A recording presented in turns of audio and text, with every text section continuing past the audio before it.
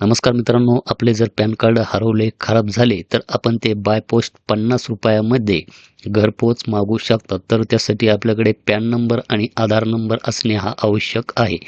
तर pan reprint करण्यासाठी आपणास यायचे आहे या वेबसाईटवर. येथे आल्याच्यानंतर आपणास हे पेज खाली येथे स्क्रोल डाऊन करून घ्यायचे आहे आणि येथे रिप्रिंट पॅन कार्ड नावाचे ऑप्शन दिसेल. तर आपणास येथे क्लिक टू रिप्रिंट याच्यावर येथे क्लिक करायचे आहे.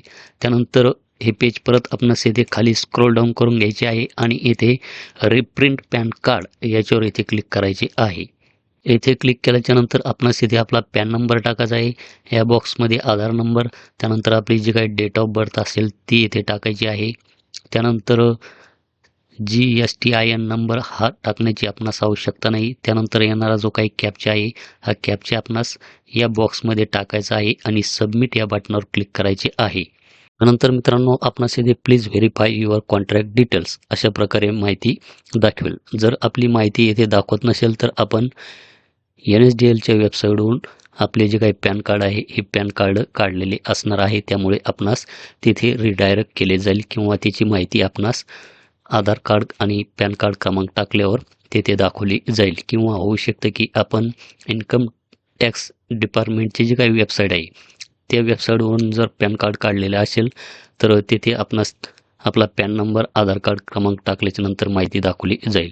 तर हे जे काही पॅन कार्ड आहे हे पॅन कार्ड UTIच्या वेबसाईटवरून काढलेले आहे. त्यामुळे इथे ती डिटेल ओपन झालेली आहे. त्यानंतर आपणास येथे ओके करायचे आहे. त्यानंतर आपली जी काही डिटेल्स असेल ती येथे दाखवली जाईल.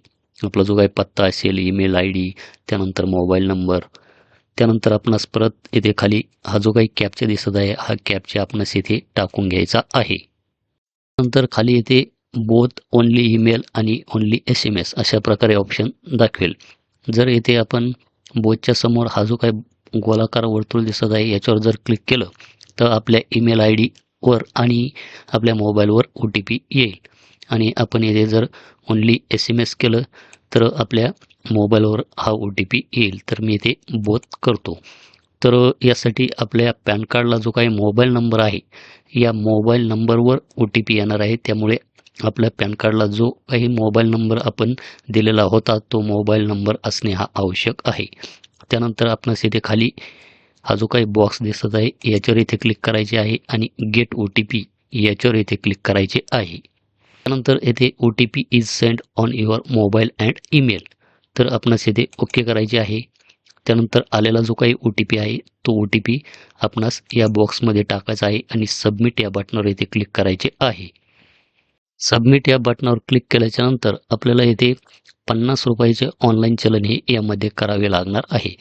त्यानंतर आपणास येथे मोबाईल नंबर हा टाकायचा आहे. त्यानंतर येथे ईमेल ID हा टाकायचा आहे. मोबाईल नंबर, ईमेल ID टाकल्याच्या नंतर हा जो काही गोलाकार वर्तुळ दिसत आहे याच्यावर इथे क्लिक करायचे आहे. कन्फर्म पेमेंट याच्यावर इथे क्लिक करायचे आहे. येथे क्लिक केल्याच्या नंतर आपण क्रेडिट किंवा debit card, net banking, UPI, Bhim wallet किंवा UPI QR यापैकी कोणत्याही एका माध्यमातून पेमेंट करू शकतात. तर मी इथे UPI QR हे ऑप्शन इथे निवडतो.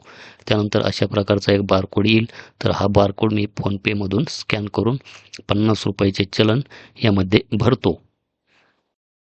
तर आपली पेमेंट येथे सक्सेस झालेली आहे. आणि त्यानंतर आपण येथे पाहू शकतात की your pan reprint payment is successfully for pan reprint application number आपणास येथे दाखवला जाईल. हा ॲप्लिकेशन नंबर आपणास कॉपी करून ठेवायचा आहे किंवा याचा एक फोटो आपल्या मोबाईलमध्ये घ्यायचा आहे. त्यानंतर आपणास येथे ओके करायचे आहे. ओके केल्याच्यानंतर आपणास येथे एक रिसिप्टसुद्धा मिळेल. तर येथे डाउनलोड रिसिप्ट याच्यावर आपणास येथे क्लिक करायचे आहे. हे जे काही पॅन कार्ड आहे हे पॅन कार्ड आपल्याला पोस्टने आपल्या घरपोहोच 20 ते 25 दिवसाच्या आत आपल्याला मिळून जाईल.